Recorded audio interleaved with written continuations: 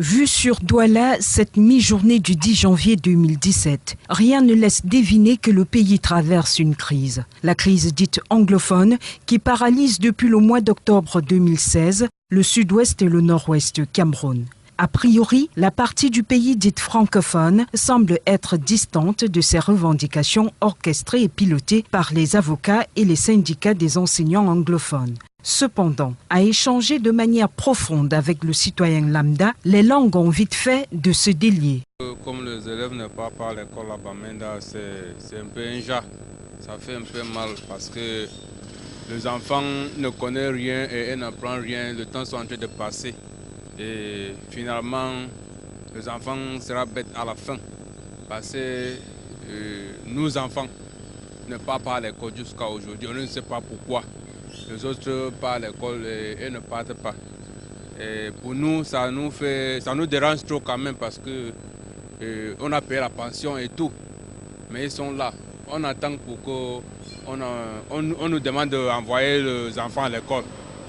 On ne nous demande pas. Mais les enfants sont là à la maison, jouer, amuser, tout ça. Et le temps passe.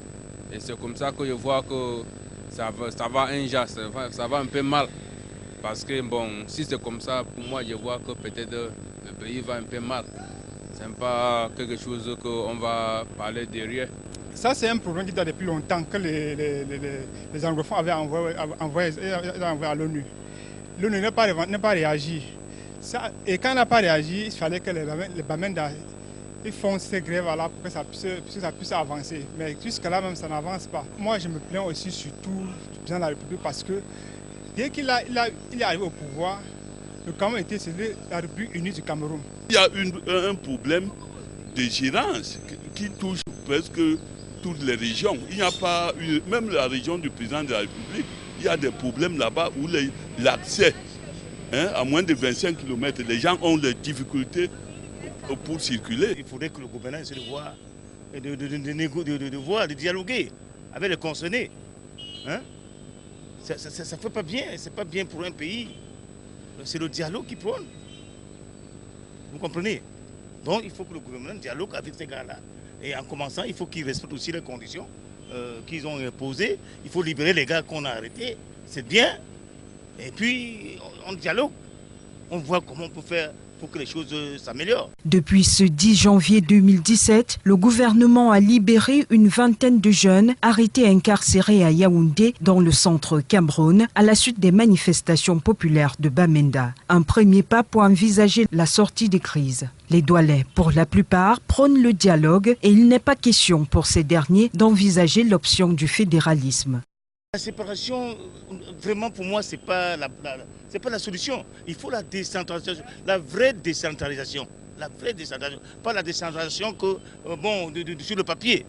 S'il y avait la décentralisation vraie, c'est que franchement, les gens se battent pour développer leur coin.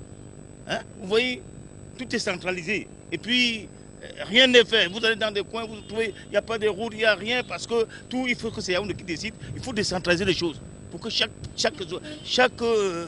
région puisse se développer. C'est une aberration. C'est une aberration.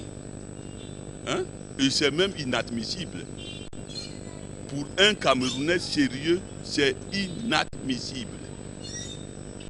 C'est inadmissible. Les gens ont versé le sang pour ça. Alors, le sacrifice que les autres ont donné, ça sert donc à quoi? Nous autres, quand nous étions à l'école, on était vraiment coupés de l'histoire du Cameroun. On nous parlait ça superficiellement. Ce n'était pas avec une profondeur. Mais je me dis, pour la séparation du Cameroun, je dis non. Nous sommes un Cameroun, bien que lors des signatures au niveau de Fumban, il y avait une représentation qui n'était pas effective, telle que au niveau de, si j'ai très bonne mémoire, les anglophones n'étaient pas représentés. Or, par contre, les Français étaient là, et comme moi je suis contre les Français, et comme l'homme français écrit quand il écrit, il ne vous donne pas la teneur de ce qui se passe. Je suis sûr que voilà pourquoi l'homme anglophone, on a expliqué superficiellement ce qu'on avait écrit. Il a compris que non, si c'est pour l'autre là, allons-y dans ce sens-là. Mais bien avant, derrière, il y avait quelque chose qui était caché. Pour séparer là, c'est très difficile. On va perdre beaucoup de gens et quelque chose peut nous arriver dans ces pays qu'on ne connaît pas. Parce qu'il y a certaines choses que tu commences, tu ne connais même pas la fin. Peut-être à la fin, on doit trop pleurer.